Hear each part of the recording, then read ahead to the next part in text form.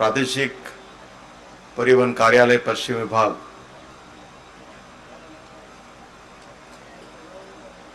या विभागाच्या दृष्टीने आजचा दिवस हा अतिशय महत्त्वाचा आहे। गेले अनेक वर्ष एक उत्तम इमारत या विभागाला मिळावी, ज्यामधून अधिक प्रसन्न वातावरणामध्ये बसून जनतेची कामं आपल्याला वेळेवर करता यावीत,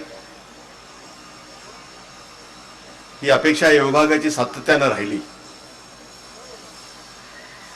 परंतु या कामासाठी जो आवश्यक निधी शासनाच्या मार्फत उपलब्ध व्हायला हवा आहे, तो वेळेवर होऊ शकलेला नाही आहे।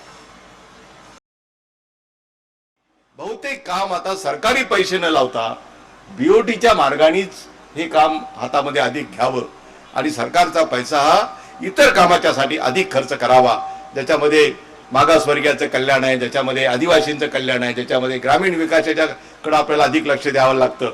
या कामाच्यासाठी आरोग्य आहे, शिक्षण आहे, या कामाकडे तो पैसा आपण खर्च करावा आणि इतर कामामध्ये लोकांनी आपला पैसा त्याच्यातनं गुंतवावा आणि सर्व्हिस चार्ज म्हणून ज्याला ही सर्व्हिस आम्ही पोहोचवतोय त्यांनी तो चार्ज भरावा आणि त्याच्यातनं त्याचं काम व्हावं, अशा प्रकारची योजना आता आपण हातामध्ये घेतलेली आहे। आणि त्याचाच भाग म्हणून, कारण इतके वर्षाच्या नंतर हे कार्यालयाला शुभारंभ आपण आज करू शकलो आणि एवढंच नव्हे तर त्याच्यातनं 3-4 इमारती सरकारच्या आम्हाला बांधून मिळणार आहेत। म्हणून या जागेचा वापर योग्य पद्धतीने करून त्याची SRA स्कीम आम्ही डेव्हलप करतो आणि SRA स्कीम मध्ये तिथल्या राहणाऱ्या झोपडवासियांना फुकट घरं बांधून मिळतात आणि त्याला सेलेबल कॉम्पोनंट सुद्धा आपण 1 FSI जादा देतो आणि त्याच्यातनं त्यांनी क्रॉस सबसिडाइज करावा, तिथनं 2 पैसे मिळवावेत आणि आमच्या गरिबांना फुकट घरं बांधून द्यावीत, अशी जी SRA ची योजना आहे त्याच धर्तीवर त्याला थोडंसं मॉडिफाय करून त्याच्यामध्ये झोपडपट्टीवासियांना सुद्धा घरं मिळणार आहेत, सरकारची कार्यालय बांधून मिळणार आहेत। एवढंच नाही